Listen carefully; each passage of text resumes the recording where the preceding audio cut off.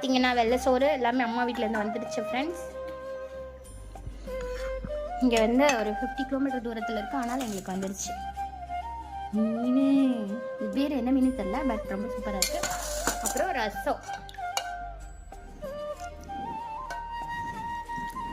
வாங்க உங்களுக்கு வைக்கிறேன். ஆச்சி வீட்டில் வந்துருக்கு.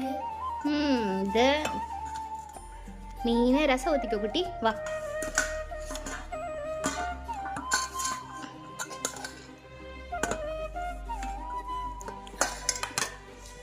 மீன் ரசத்தை வேணாலும் ஊற்றிக்கோங்க, சாப்பிடுங்க. சாப்பிட்டு பார்த்துட்டு ஆச்சிட்டு சொல்லுவோமா?